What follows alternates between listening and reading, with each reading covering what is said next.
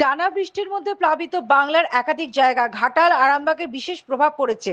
এই পরিস্থিতিতে মঙ্গলবার নবান্নে কৃষি, স্বাস্থ্য, বিদ্যুৎ, সেচ, বিপর্যয় মোকাবিলা সহ একাধিক দপ্তর এবং সমস্ত জেলাশাসক ও পুলিশ সুপারদের নিয়ে একটি উচ্চ পর্যায়ের প্রশাসনিক বৈঠক করেন রাজ্যের মুখ্যমন্ত্রী মমতা বন্দ্যোপাধ্যায়।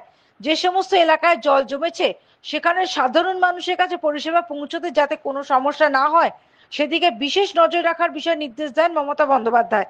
এছাড়াও প্রভাবিত এলাকাগুলিতে পরিষেবা সংক্রান্ত বিষয় তদারকির জন্য জেলাভিত্তিক সচিব পর্যায়ে তিনি সরকারি আধিকারিককে নিয়ে একটি কমিটি গঠনের নির্দেশ দেন মুখ্যমন্ত্রী। তিনি জানান, যতক্ষণ না পর্যন্ত প্রভাবিত এলাকার মানুষজনের কাছে সমস্ত সাহায্য পৌঁছে যায় ততক্ষণ পর্যন্ত সক্রিয় থাকতে হবে এই কমিটিকে। প্রশাসনকে তৎপর থাকার নির্দেশ এদিনের বৈঠক থেকে মুখ্যমন্ত্রীর নির্দেশ।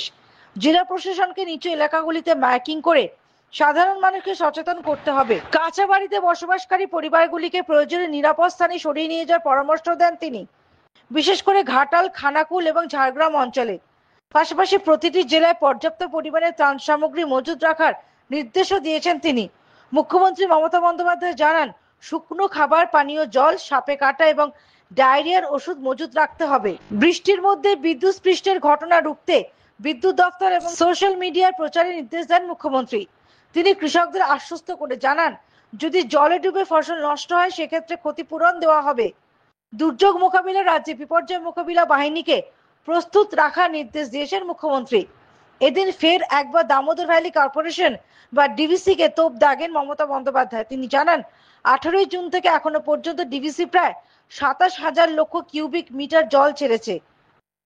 রাজ্যকে না জানিয়ে জল ছাড়ার অভিযোগ ফের তুলেছেন তিনি।